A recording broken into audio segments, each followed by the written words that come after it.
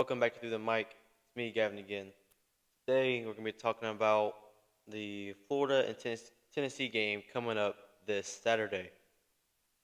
First, let's talk about the past two games. No, the past Saturday where Tennessee and Florida played. Tennessee, we'll talk about Florida 49-7 over McNeese State. I like to see. They would have had zero if it wasn't for our fourth string running back fumbling. But so it could have been 49-0. Hey, still dominated and gave us a lot of confidence in building in that game. Even though it's a terrible team, still gives you confidence and helps you build up as a team mentally and physically. But I'm looking at it right now. Wow, Tennessee. You're at home. You're playing in those new jerseys. They're debuting those new jerseys that they got. Austin Peay. 30-13. You're supposed to be a firepower offense, but you only score 30 against Austin Peay. They scored 13. I get it. Still a cupcake team. But they should have not scored 13. No way possible. And for y'all to only score 30? The way Tennessee has looked the past two games, yes, they destroyed Virginia, but let's not forget about how probably towards the 8-minute mark in that second quarter, Tennessee was looking rough. If I remember 71 for Virginia, the right tackle, he's not good. If he wasn't getting destroyed the whole time, they probably could have made a bigger place, Virginia. But then, let's look at the stats for Tennessee that game. Joe Milton was like 8 for like something, 8 for 18.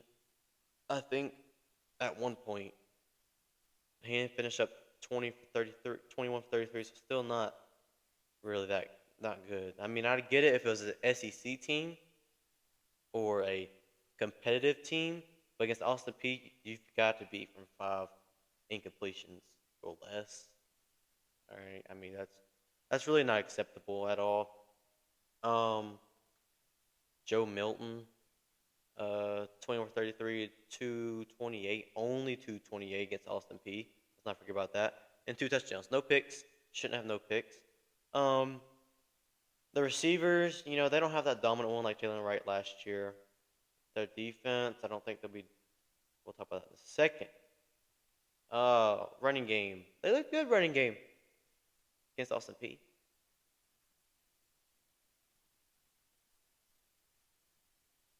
Look good. 13 carries, Jalen Wright, 118 yards, 9 yards a carry. Jabari Small, 13 for 95, 7 yards a carry.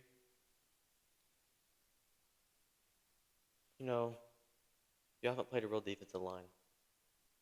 Let's see what y'all can do against Caleb Binks, 6'6", 320. Trying to go down the list. Cam Jackson, 6'7", 360. Come on now. Jamari Loins, 6'4", 305.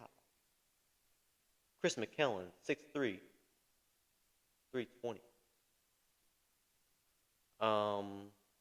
Desmond Watson, 6'5", 375, baby. He's not playing.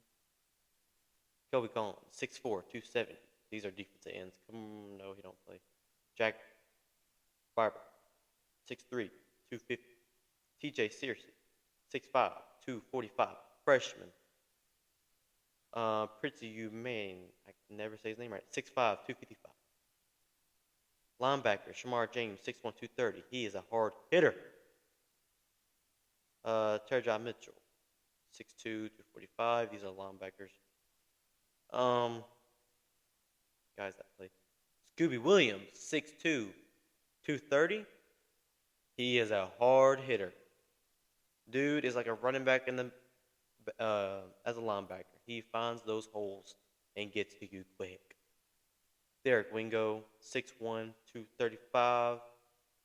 And then I just look, watch out. Our defense is nice. Our defense is nice. It really is. And thank goodness we get my boy. I cannot find it. Kingsley Ukwangu. I never say that. The best center in the SEC. Yeah, you heard me say it. The best center in the SEC. He's back. He's going to be valuable in our run game. Our run game is the best in the nation behind Michigan. After seeing what Trayon Webb did Saturday, it's kind of like, wow, he can actually do something pretty good. Um, so I mean, that adds, it stinks as Cam Curl. He was going to play, those downs. Stinks not having him. But hey, Trayon Webb taking advantage of the opportunity and played well. O-line looked really good. I mean, it is make me mistake, but it looked better. Even with the backups in. But yeah, I mean, if you think about it, dude. At the swamp, Florida just destroyed a team there. You know what the vibes are feeling like in Florida right now? They just destroyed a team 49-7. So they're feeling it right now. They're feeling it. They're hot. All right? And you don't want to play a team when they're hot. Okay? Especially on the road in the swamp. The most hostile environment, the most loudest environment. All right? So, Tennessee, yes, they're 2-0. Yes, they're ranked what? Shoot, how did I forget what they was ranked? Yes, they are. Okay, you're just not gonna pull it up. Yes, they are ranked 11th. But guess what? You just struggled against Austin Peay. So their vibes right now might not be the best. Might not. Florida can. They're going to prove this Saturday. This Saturday that Utah game was literally penalties and coaching mistakes. Okay? They are fixing to prove the world that they are competing this year.